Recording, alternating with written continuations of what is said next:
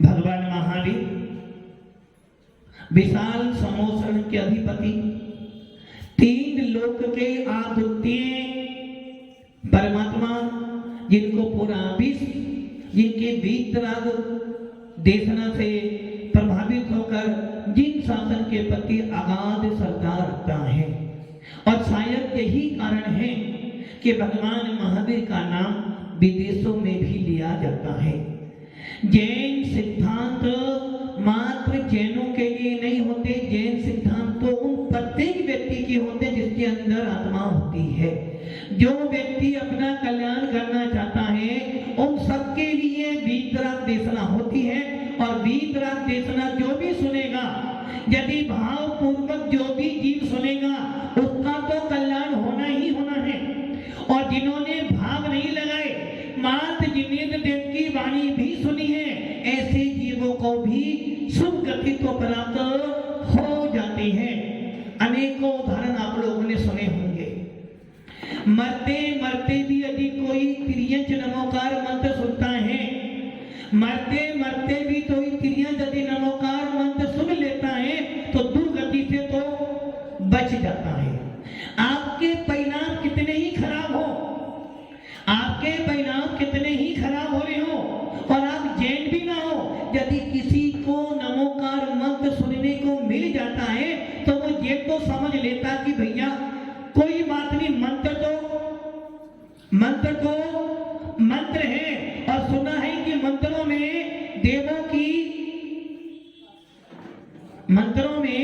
आराधना तो जिनेंद्र देव की होती है, मंत्रों में उपासना तो जिनेंद्र देव की होती है, भगवान की होती है। किंतु उन मंत्रों का कोई ना कोई तो अधिष्ठात्र होता है, उन मंत्रों का कोई ना कोई तो देव रक्षा करने वाला होता है। तो जो लोग नमोकार मंत्र सुनते हैं, भले परिणाम खराब हो, नमोकार मंत्र सुनते सुनते ही भावों में कम से कम इतनी बुद्धि तो आ जाती कि ये कोई मंत्र है।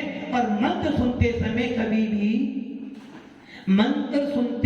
कभी भी आप अपने परिणाम खराब नहीं करते। और यही कारण है कि मंत्र को मरता हुआ व्यक्ति भी सुनता है। इस नमोकार मंत्र को जिस त्रियंच ने सुना, मरते समय भी सुना, भाव लगे हो अथवा ना लगे हो, उसकी दुर्गति तो नहीं होती। यदि घर में किसी व्यक्ति का मरण भी हो रहा हो, सबसे पहले क्या करते हो? सीधा नमोकार मंत्र सुनाते हो, क्योंकि हम जानते हैं नमोकार मंत्र ऐसा मंत्र है जो अपराजित मतलब जिसको कोई पराजित नहीं कर सकता। ये तो वो मंत्र है, यदि आप मरते समय भी सुन लोगे, कम से कम दुर्गति से तो बचोगे। ऐसे इस नमोकार मंत्र को पूरा विश्व पूछता है। भव्य आत्माओं, ऐसा भगवान महावीर का शासन आप और हम सबको मिला है। सौभाग्यशाली है कि इस पंचम काल में भी हमें ऐसे भगवान की देशना सुनने को मिल रही है, जिनकी देशना सुनने मात्र से जिनकी वाणी सुनने मात्र से आत्मा में थोड़ा बहुत तो परिवर्तन आ जाता है। भव्य आत्माओं, जैन सिद्धांत बहुत बड़ा है और जैन सिद्धांत को समझने के लिए आपको बस एक ही काम करना है। जैन सिद्धांत पढ़ने के लिए सबसे पहला काम क्या करना है कि जो जो जिनेंद्र देव कह रहे हैं, पंकज जी, जो जो जिनेंद्र देव कह रहे हैं वो सो आना सत्य है। जिनेंद्र देव ने जो जो शब्द कहे हैं, इतना हो सकता है कि जिनेंद्र देव ने जो शब्द बोले थे उन शब्दों को हमने बदल दिया हो। जिनेंद्र देव ने जो वाणी कही थी वो वाणी हमारे पास उपलब्ध नहीं हो, किंतु शब्द फेर हुआ है, अर्थ भेद नहीं हो सकता है।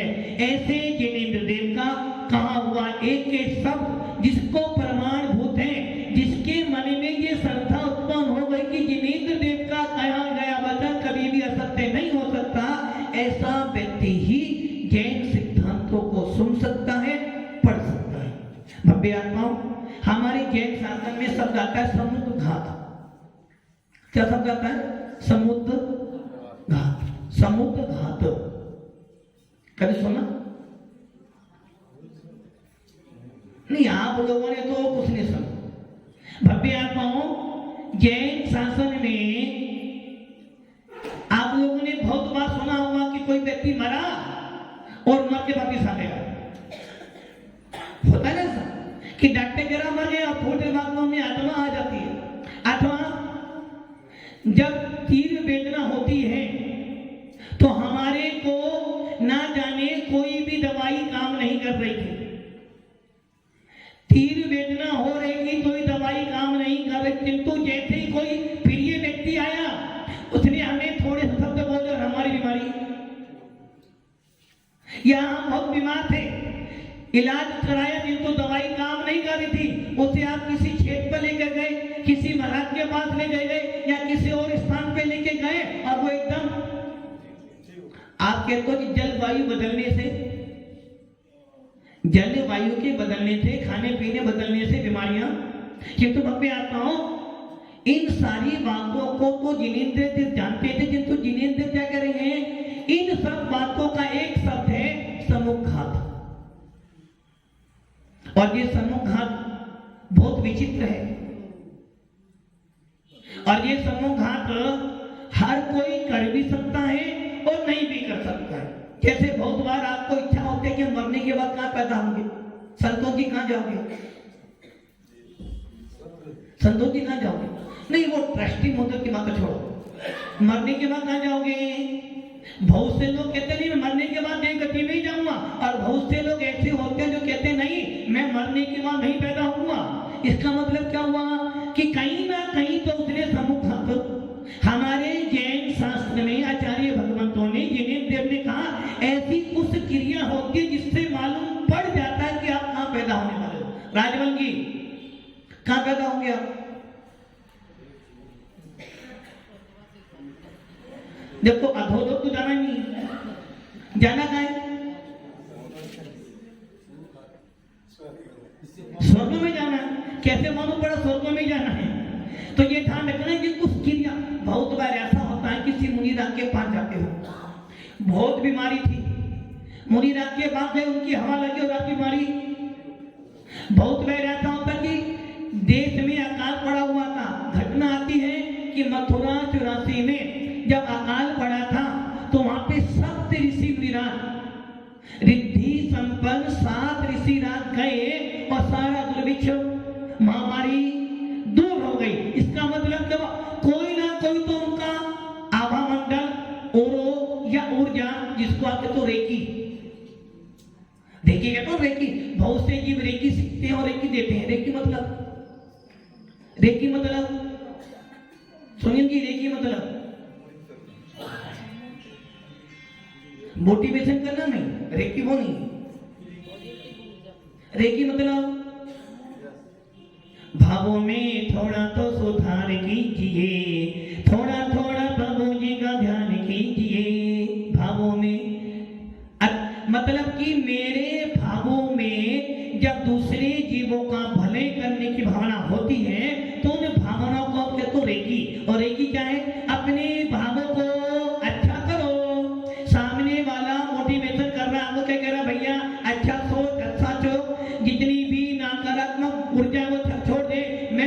मैं स्वस्थ हूं, मैं स्वस्थ हूं, ये सोचो।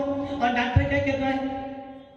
यदि किसी बीमार व्यक्ति को आप क्या बोलते, तो बीमार है, बीमार है, बीमार है, बीमार है, बीमार है, तो कभी ठीक होने वाला? धनपाल जी कभी ठीक होने? धनपाल जी आप बीमार हो, धनपाल जी आप बीमार हो, राजू से मिले, राजू बोला धनपाल जी बीमार दिख रहे हो आप, तो आंखें लाल लाल हो रही है, पीली है, चेहरा पीला पड़ रहा है, फिर आगे मेरा बोले बीमार है। ऐसा बोल बोलकर स्वस्थ व्यक्ति भी बीमार हो। आप खाना खाने बैठे हो, खाना खा रहे थे और खाना खाते खाते आपने थोड़ी डाइट कम कर दी, अरे आपकी मैडम क्या बोलेगी? आप स्वस्थ नहीं हो, आपने कम खाया, और आप 2 दिन कर लेना, तीसरे दिन निश्चित रूप से आप बीमार हो जाओगे। इसका मतलब क्या हुआ? आदमी की भावनाओं का प्रभाव पड़ता है। जब एक जल पर आप नमोकार मंत्र पढ़ते हो या भक्तामर के मंत्रों का पाठ पढ़ते हो, तो उस मंत्र में क्या, उस जल में क्या हो जाता है? उस जल में पावर आ जाती है। कहां की पावर आती है? संतोष जी, आपको किसी ने कोई जल पीने को दिया, पियोगे पानी? वो कुछ मंत्र पढ़ रहा, पियोगे क्या? और वो शत्रु हो तो क्यों? पता है सामने शत्रु भी ला रहा है, तो शत्रु पानी तो पानी है ना, और वही पानी आपको पंकज जी पिलाएं तो मंत्र पढ़कर, क्यों? मतलब क्या हुआ? यदि आपने पानी में भक्तामर का पाठ किया है, या आपने पानी में रिद्धियों का जाप किया है, या आपने पानी के अंदर वर्तमान मंत्र का जाप किया है, या आपने पानी के अंदर कोई शांति मंत्र पढ़ा है, और यदि वो पानी आप पीते हो तो आप कैसे हो जाओगे? आप कैसे हो जाओगे? अच्छे हो नहीं, खराब हो जाओगे? अच्छी गलत है। वही पानी आपने पिया, स्वस्थ हो गए, वही पानी होने का बीमार पड़ गया, मतलब क्या हुआ? उस पानी में कुछ नहीं था, उस पानी में तो मात्र मंत्र पड़ा था, किंतु मंत्र जिसने पढ़ा था उसकी भावना कैसी थी, और सामने वाला पीने वाले की भावना कैसी है? सारा खेल किसका है? भावों का है, मंत्र कुछ नहीं करने वाला। एक गंधोदक, हाँ भैया, बहुत दिनों के बाद देखे। अच्छा बोलो महाराज, ये समय आ गया ना, क्या होता है? या तो लेने जाओ या छोड़ने जाओ, सही है ना संतोष जी? धर्म पत्नी जब लाते हो ना, कब लाते हो? एक दिन, एक ही बार लाए थे ना, अच्छा लगता है, और जब पियर छोड़ने जाओ तो अच्छा, चलो छुट्टी 2 दिन की छुट्टी मिलेगी ना। वैसे ही महाराज कब अच्छे लगते हैं? जब प्रवेश होता, उसके बाद कब अच्छे लगते? जब, सही है ना? तो क्या कह रहा था?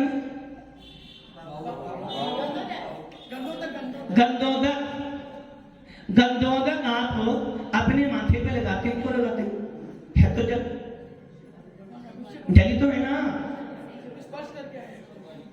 जल क्या है? वो एक जल बाल्टी में रखा था, एक जल भगवान का स्नान कराया, गंधोदक रखा था, एक जल पीने का था, एक जल हाथ धोने का था, एक जल नहाने का था, और एक जल जिनेंद्र देव के गंधोदक का। बोलो, 5 प्रकार का जल तो जल ही है ना। वो गंधोदक किसके लिए है? किनके लिए? जैनों के लिए, अजैनों के लिए।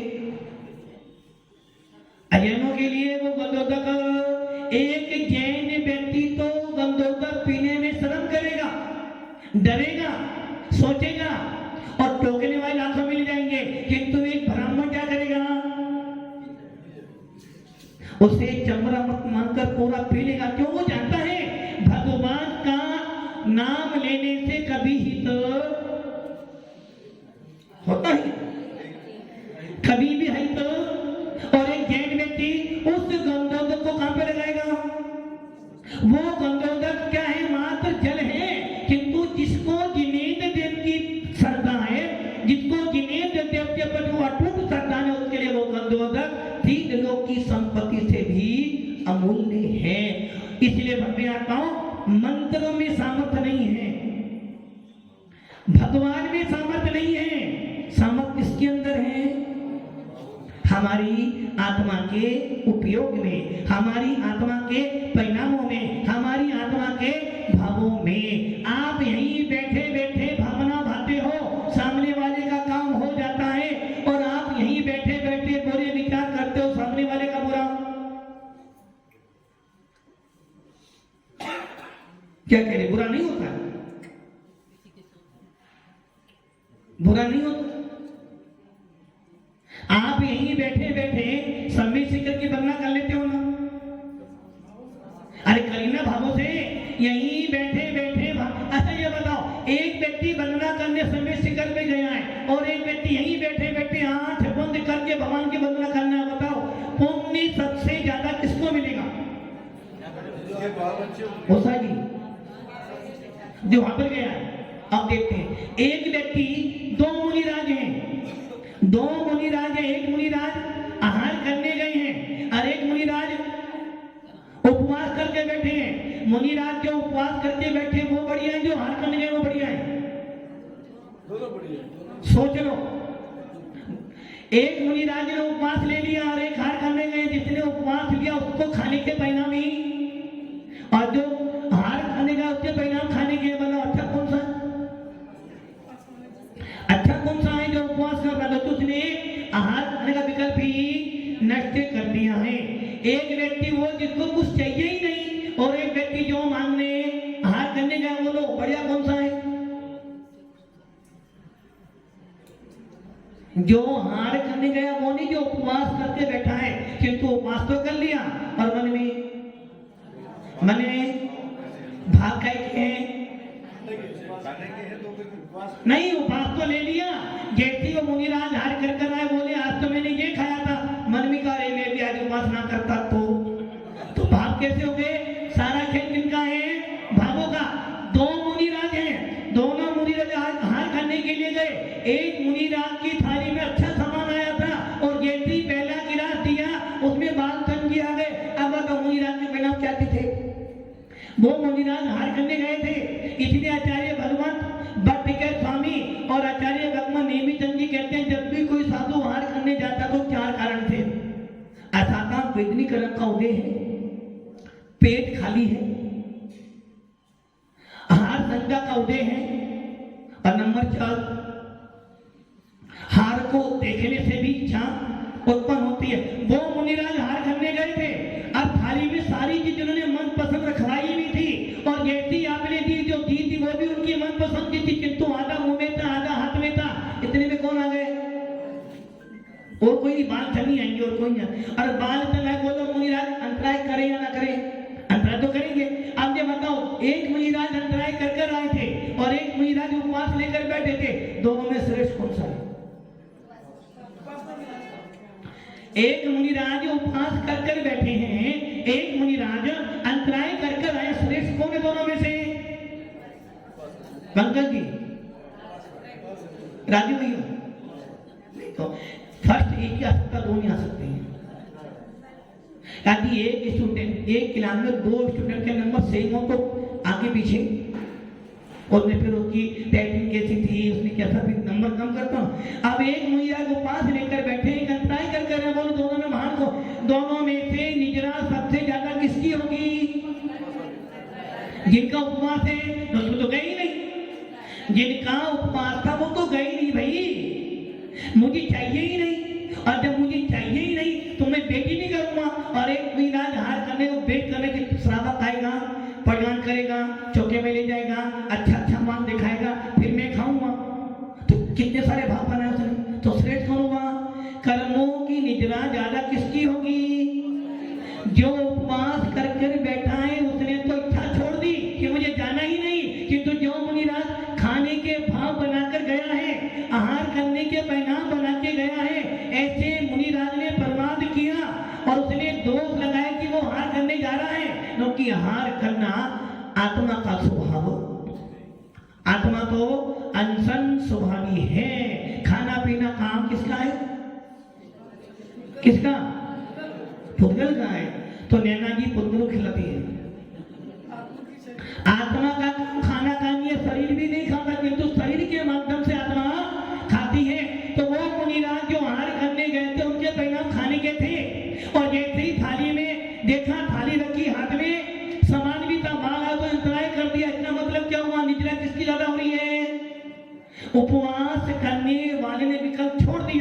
किंतु आहार करने जो गया था उससे पहला तुम्हारे सामने कोई अच्छी वस्तु तुम्हें खाने को दे और जब तुम छोड़ दे, छोड़ोगे क्या?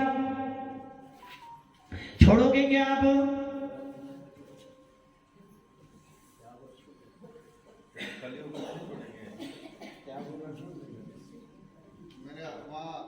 मेरे कमर दर्द होता है अभी 10 साल बाकी है।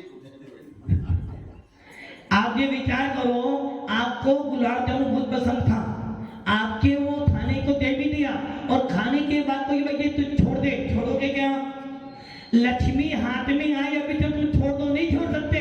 और छोड़ने में संकलित था जिनको भेद विज्ञान होता है, जिनको आत्मा का बोध होता है, जो आत्मा को जानते हैं वो जानते हैं कि खाना पीना मेरा स्वभाव नहीं है। तो जो मुनिराज आहार करने गए थे उनके परिणाम खाने के थे और आपने बहुत अच्छी वस्तु भी दी थी, किंतु हुआ क्या? उन मुनिराज ने जैसे बाल को देखा वो वस्तु मुंह की भी छोड़ दी और हाथ की भी छोड़ी। इसका मतलब क्या? उन्होंने अपनी इच्छाओं को पूरा का पूरा रोक दिया। इसलिए उपवास करने वाले से भी ज्यादा कर्मों के लिए जरा उस मुनिराज की हुई जिस मुनिराज ने अपनी इच्छाओं को पूरा का पूरा नष्ट कर। मतलब कि हम हार करने गए हैं, इसका मतलब क्या हुआ? यदि हम हार करने गए तो कहीं ना कहीं मेरे भागों में खाने के परिणाम थे और जब मैं खा रहा था, खाते खाते तुम्हें कोई टोक दे, संतोष जी, खाते खाते तुम्हें कोई टोक दे, कैसा रहेगा? गुस्सा आएगा नहीं आएगा? अच्छा नहीं लगेगा, गुस्सा तो आएगा, थोड़ा कम थोड़ा आएगा।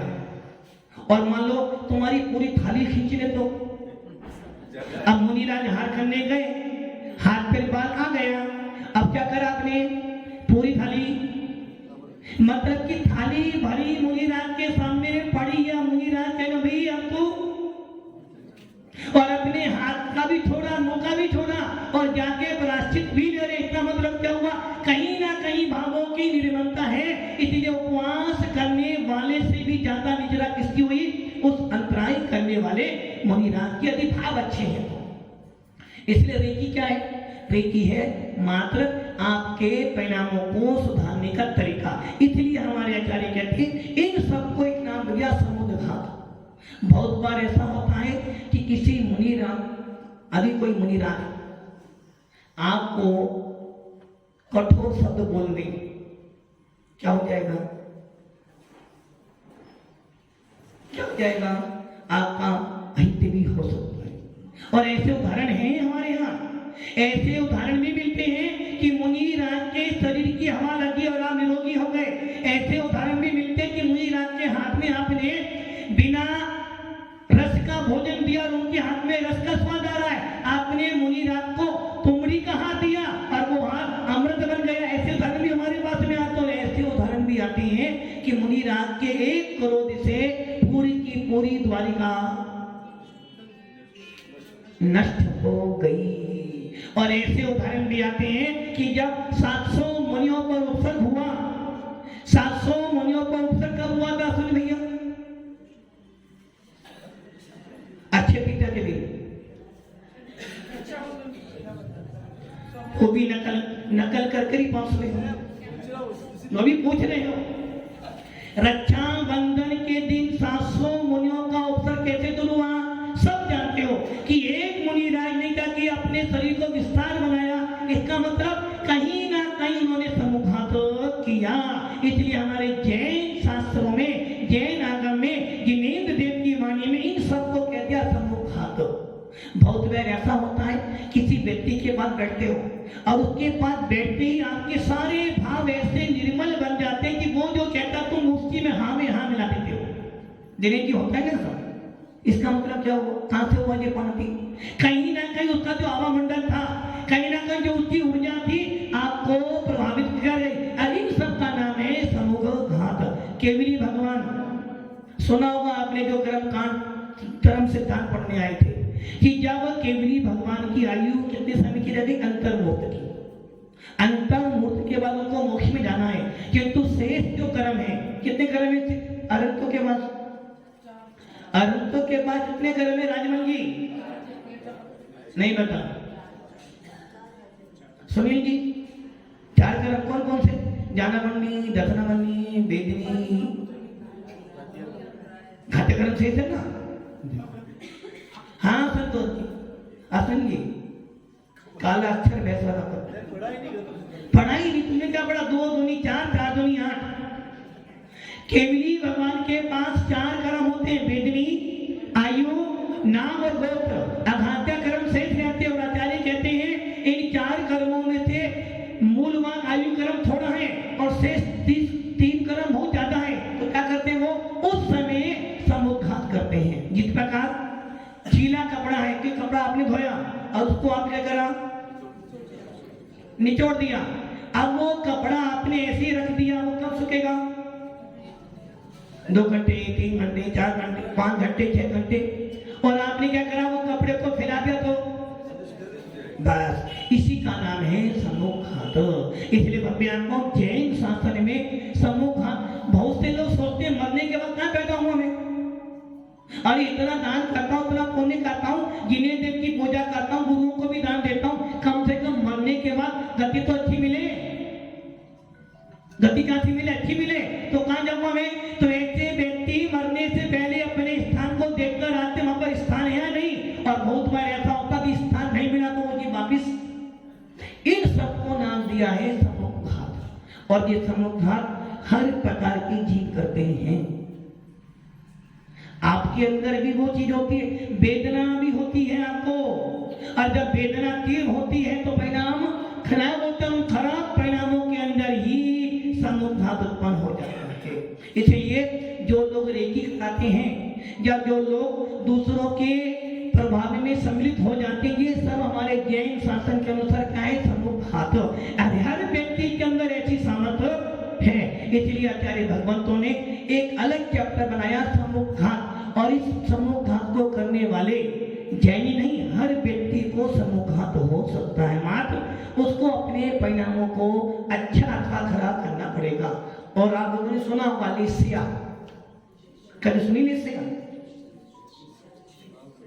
पहली बार सुन रहे हैं आज। मुझे सुना लेसिया? दिने की सुना? बोलो महाराज अभी नहीं, 3-4 दिन के बाद कुछ ना। लेसिया मतलब आपके परिणाम।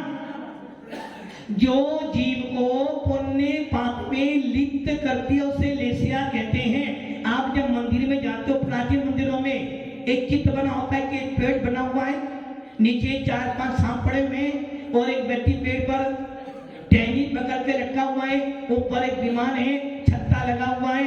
इसे कहते हैं संसार दर्शन। क्या कहते हैं? संसार दर्शन। और उसके पास में ये चित्र होता है कि बहुत बड़ा पेड़ है, 1-2 व्यक्ति नीचे खड़े हैं, 4-5 ऊपर खड़े फल तोड़ रहे हैं। उसे कहते हैं लेसा। जैसा मैंने परिणाम आपके भाव। और ये ध्यान रखना, जैन शासन भावों पर टिका हुआ है। आपका पूरा जीवन आपके भावों पर टिका हुआ है। और भाव जैसे बनाओगे, क्रिया